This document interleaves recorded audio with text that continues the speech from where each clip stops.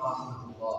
الحمد لله وحده والصلاة والسلام على من لا نبي بعده.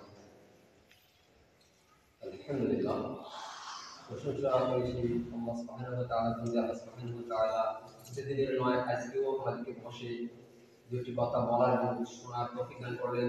আল্লাহ সুবহানাহু ওয়া তাআলা প্রশংসা করি, আলহামদুলিল্লাহ। আলহামদুলিল্লাহ। দরকার করি আমাদের নবী মুহাম্মদ রাসূলুল্লাহ সাল্লাল্লাহু আলাইহি ওয়াসাল্লামের উপর, যে নবী মুহাম্মদ রাসূলুল্লাহ সাল্লাল্লাহু আলাইহি ওয়াসাল্লাম বলেছেন যে মসজিদ হচ্ছে সর্বোৎকৃষ্ট জায়গা এবং বাজার দোকানপাট হচ্ছে সর্বনিকৃষ্ট জায়গা। তার প্রতি দরকার করি আল্লাহুম্মা সাল্লি আলাইহি আল্লাহুম্মা বারিক। আজকে যেহেতু খুব গরম, বিদ্যুৎ নেই, তাই অল্পক্ষণের মধ্যে আমি শেষ করে দেবো, 2-3 মিনিটের মধ্যে। তারা বাইরে আছে, তারা ভেতরে আসে। তো গত আমাদের আলোচনায় আমরা আলোচনা করেছি যে আমরা এখানে শিখতে আসলে কিরকম হতে পারে। তো আমরা এখানে আজকে নিয়ত করে এসেছি। তো কি নিয়ে এসেছি বলেন তো? কিছুটা শিক্ষার জন্য। তো এই শিক্ষার জন্য যদি কোনো ব্যক্তি আসে, এরকম মজলিসে বসে, তারা কিন্তু অভিশপ্ত না, আল্লাহ তাআলার অভিশাপ থেকে মুক্ত। এই ব্যাপারে রাসূল সাল্লাল্লাহু আলাইহি ওয়াসাল্লাম বলেছেন, মিশকাতুল মাসাবি 5176 নম্বর হাদিস বর্ণনা করেছেন আবু হুরায়রা রাদিয়াল্লাহু আনহু। তিনি বলেন, রাসূল সাল্লাল্লাহু আলাইহি ওয়াসাল্লাম বলেছেন, আলা সাবধান, আলা ইন্নাদ দুনিয়া মালউনাতুন মালউনুন মা ফিহা। সাবধান, জেনে রাখো আল্লাহর এই দুনিয়া এবং দুনিয়াতে যা কিছু রয়েছে সবকিছু হচ্ছে অভিশপ্ত। এই দুনিয়া এবং দুনিয়াতে যা কিছু রয়েছে সবকিছু অভিশপ্ত। 4টি জিনিস ব্যতীত, ইল্লা যিকরুল্লাহ, আল্লাহর জিকির। এই যে আপনারা এখানে বসে আছেন, যারা এই জিকিরের মধ্যে বসে আছেন, তারা এই আল্লাহর অভিশাপ থেকে মুক্ত।